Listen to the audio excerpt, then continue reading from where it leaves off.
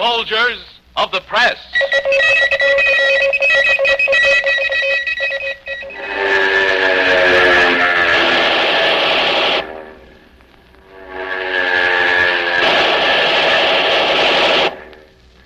This week, a son of Bushido. Search forward to 1500. Forward to 1500. Left 3 mils. Left 3. All batteries 1 round. High explosive. Ready on 1 round, HE. Fire! Fire. Up 4 turns. Up 4. Fire! Fire.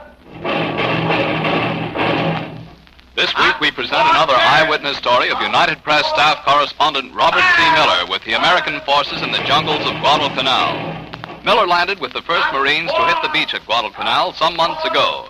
He stayed with them all during the difficult opening phases of the death struggle with the Japanese for possession of Henderson Field and the surrounding terrain. Later, he went back to the jungle again to cover the progress of the army which relieved the Marines. This is his story. I was up at the crack of dawn today. It's hard to sleep when Gunnery Sergeant Alfred McKee is getting the range of the Jap. Fire! All the while I was shaving, I could hear his mortars searching through the jungle for Jap positions. He shook them up a bit as an official notification that the war wasn't over yet, and then knocked off for breakfast. Pass me the sand, Chummy. Ah, thanks. Pretty quiet this morning, huh? Yeah. Those monkeys out there must be running out of ammo. Hardly ever shoot back anymore. I'm not complaining. I don't know. Helps to pass the time away when they shoot back. Hey, Cookie. Yeah. What thing kitchen side make lunch today? Can that pigeon English now. My eyes don't slam. Okay. What do you got for lunch today? Target pay. Target base, huh? Well, let's see. That's cream chip beef, isn't it? Yeah. Personally, I'd just as soon have a couple of Jap snipers potting at me as eat any more of that stuff. With the Japs, you got at least a 50-50 chance of surviving. That target paste is Widowmaker from way back. Well, I'm glad we're going raiding up the coast.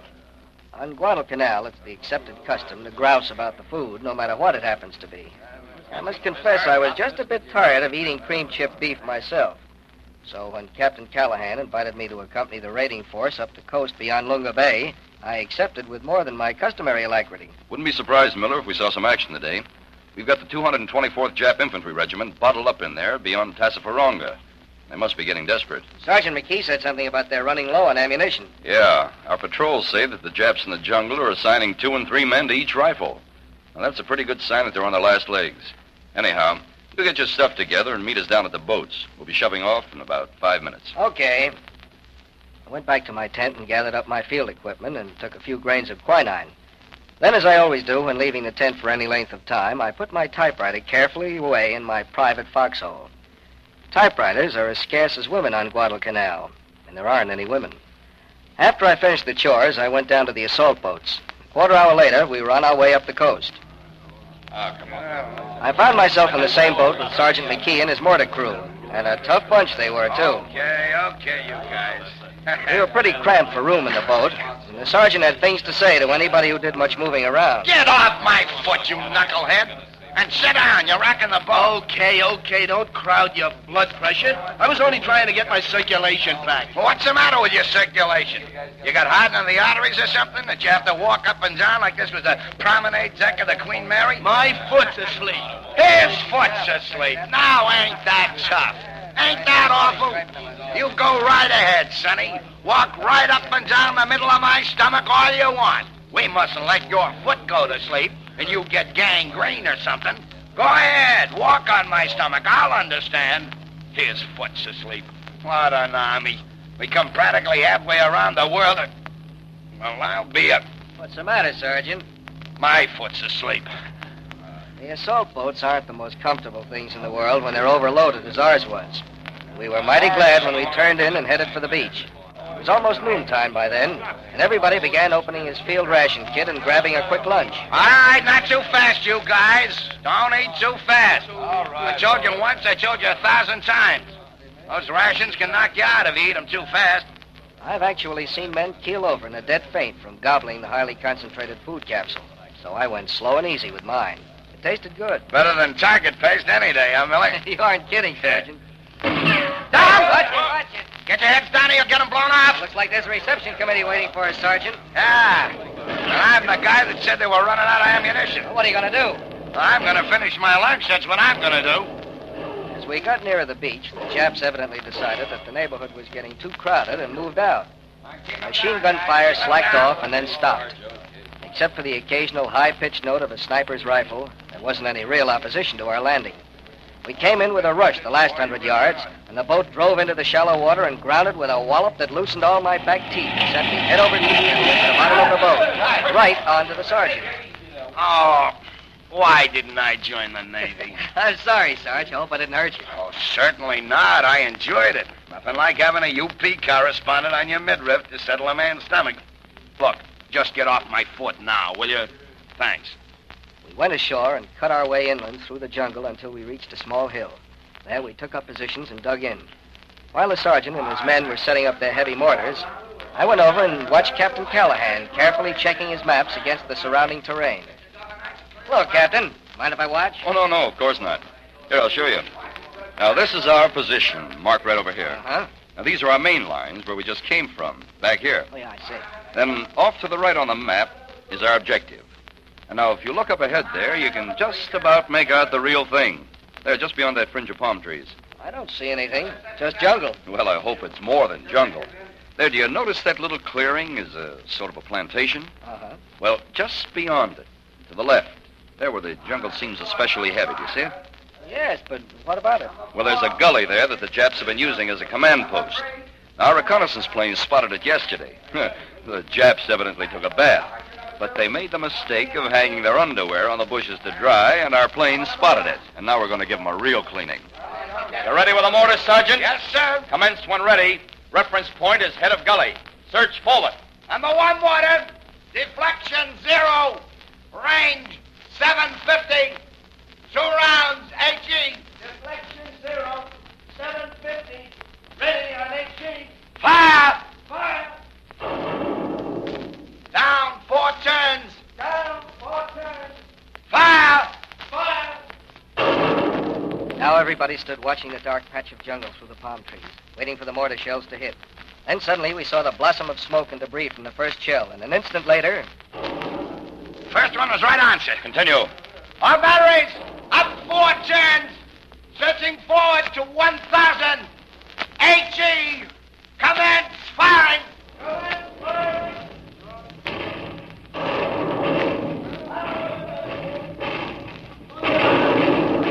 First and second machine gun squads. Range 750. Sight on stake. Reference point for number 1, head of gully to crooked palm tree. Number 2, crooked palm tree to clearing. Commence firing.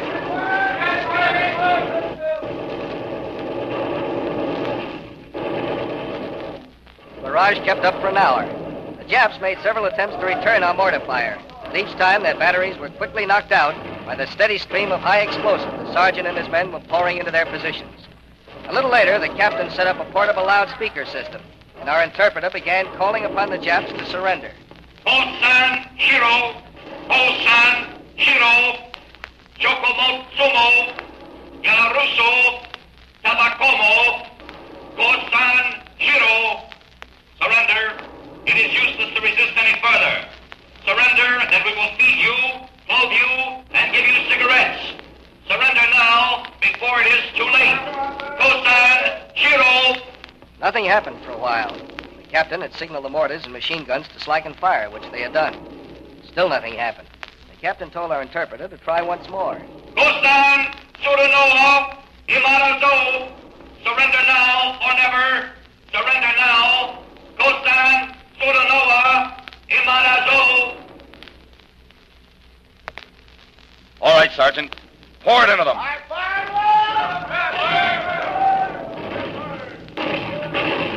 The barrage started up again, even heavier than before.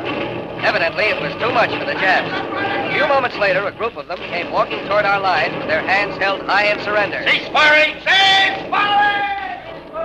Yeah, looks like they couldn't take it. Well, it's too soon to be sure. Might be a trick. They're capable of anything. Machine gun squads, train on advancing enemy forces. Stand by. But it wasn't a trick. The Japs were really surrendering. For the first time in 1,000 years, Japanese soldiers were violating the warrior code of their country and giving themselves up in battle. It was an exciting haul and a good day's work, and my first big story since returning to Guadalcanal. I rode back to camp on the boat carrying the prisoners. The Australian interpreter gave me their story on the way. 私ですか。私は笠本明吉です。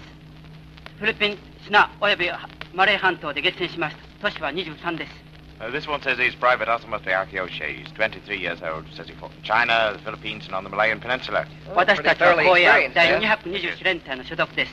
They're from the 224th Jap Infantry Regiment. Crack outfit. They've been decorated by the Emperor. Does he say why he surrendered? I'll ask him. Naze, Gosan Shitanoka. 私たちは一期少佐指揮のもとに8月の上旬、テノール川で激戦しました。5日間食わず飲まずです。ほとんど全滅です。He says they haven't eaten for 5 days. Says that his outfit came here early in August. Many of them were killed in the landing. He was under Colonel Ichiki at the Battle of the Tenaro River. Ichiki's battalion was almost wiped out. 一期少佐は連隊機を焼却の後、名誉の殺を遂げられました。Yes, well, he's telling how Colonel Ichiki burned the regimental flags and then shot himself because of the disgrace of being defeated. They were pretty badly cut up at the Tenaro. Yeah, I remember. I was there. Many of them got out alive. Those that did had to swim for it. なかなか正確です。He says that they were told that the Americans on Guadalcanal would be easy to defeat. And he says they were not told about American artillery, which was a complete surprise and which killed and wounded so many of them. He says they couldn't escape from it. Why is he pointing at your rifle? 睡眠不足およびタバコ、食料の欠乏です。普段の砲撃には全く耐えられませんでした。He says American riflemen can always hit the target and are better shots than the Japanese. He says the constant shelling and rifle fire from the American lines has shot up their best outfits. He says they surrendered to get some food and tobacco, but most of all to get some relief from the constant barrage. Poor devils, I almost feel sorry for them. Yeah, so did I, until I found this. What is it? A souvenir one of the prisoners was wearing, from the Philippines. An American soldier's identification bracelet.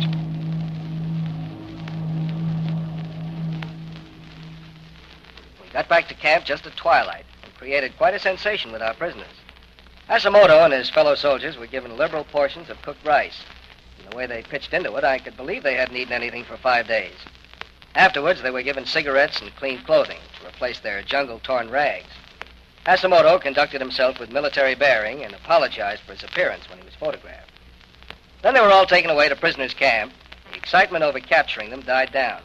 Finally, we went in for supper just in time for a real treat. The cook had saved us some creamed chip beef. Like Robert Miller, other men of the United Press are standing beside our troops on every fighting front. They go into battle with them aboard our warships and our bombers to see with their own eyes the actions of which they write. Your local announcer will tell you when you may hear the next in this series of programs, dramatizing the experiences of the men of UP. Be sure to listen. And meanwhile, look for United Press dispatches in your favorite newspaper. Listen for United Press news on the air.